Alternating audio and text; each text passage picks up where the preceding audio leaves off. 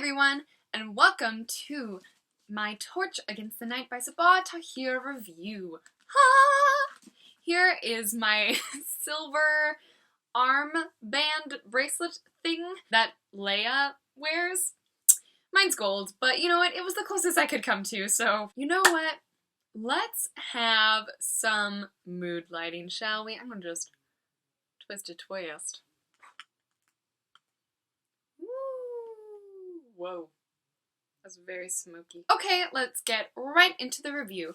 Right now I'm going to be telling you my non-spoiler thoughts about the book and also a quick summary. So, A Torch Against the Night is the sequel to An Ember in the Ashes by Sabaa Tahir, and this just what came out in August, and it was one of my most anticipated releases, and I was so excited when I picked this up. Both of these books are based in a sort of Roman Empire-like world, and there are two main characters. One of them is a girl named Leah, and she's a scholar who is being oppressed by the marshals, which is what happens to be what the other main character is.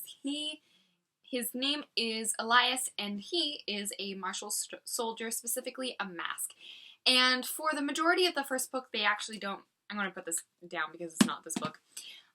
For the majority of An Ember in the Ashes, they actually don't really intermix all that much. The author switches between chapters where it is Elias's point of view and then Leia's point of view, and you really end up loving these two characters a lot. So Leia is trying to infiltrate the martial army school thing.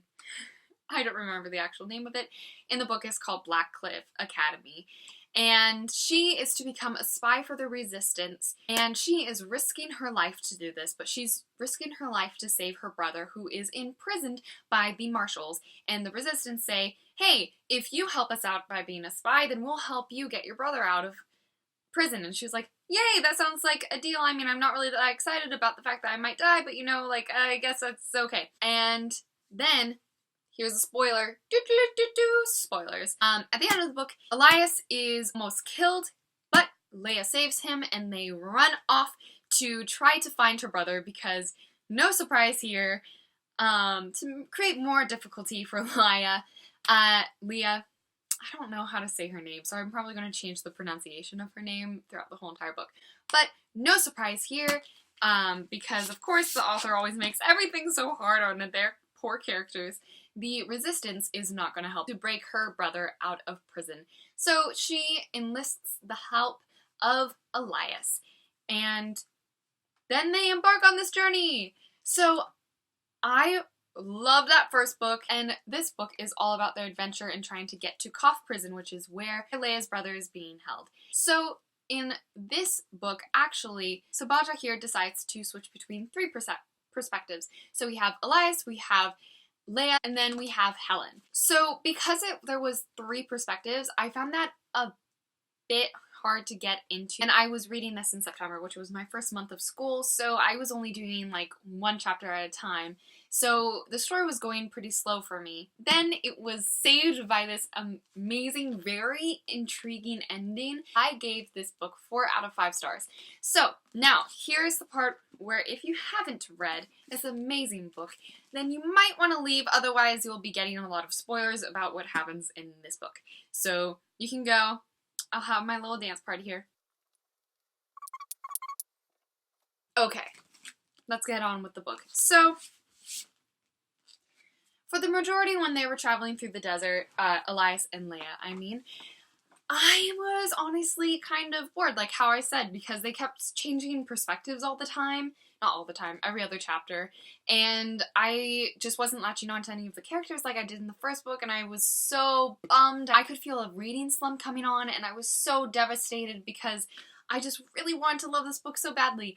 And then, like the last third, just completely remedied everything. It was so quick moving, it was so intricate, like all of the characters were woven together, it wasn't separate stories anymore, and everything like made sense. So let's just talk a little bit about Sabaa Tahir's writing. I adore how she writes her characters. So I really liked how you really got into the mindset of the character and how she wrote that, and of course I just thought the whole world was created so beautifully, and I think it's so intriguing, and I think if I read this during the summer, I definitely would have gotten right off the bat a way better feeling about this book instead of like the very end of it. I definitely feel that sometimes the amount of time that I get to read each book, so like how much I can read in one sitting, really depends on whether I like the book or not, because I really like sitting down and just like have the book done, that kind of thing.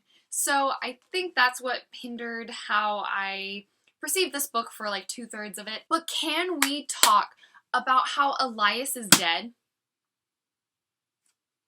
And the whole time he's poisoned, but of course in like YA literature, a lot of the times, like they're not going to kill off the main character. So I was just like inherently expecting him to come back, like bounce back, like there was going to be a miracle thing that Leia was going to be able to like help him or something like that, or even Helen because she has healing powers.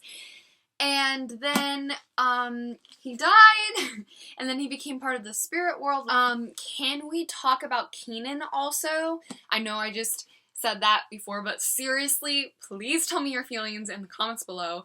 That took me by complete surprise. Like when Leia and Keenan got together, I was like, oh my gosh, okay, well, I would much prefer you to be with Elias, but I'm okay with it, whatever, it's kind of predictable. But then when Keenan ended up being like the evil demon guy, I don't remember his name, but that like blew me out of the water. I was so surprised, and oh my gosh, I am just once again really anticipating the next book, and I'm actually a little bit sad that I got this right after it was published, because now I might have to wait like a year or two to get the next one, and that just makes me so sad because I really want to know what happens. Will Elias and Leia get together? Will the shapeshifter demon guy try to be Keenan again and try to like steal Leia's heart? What will happen with Helen? Her whole family died.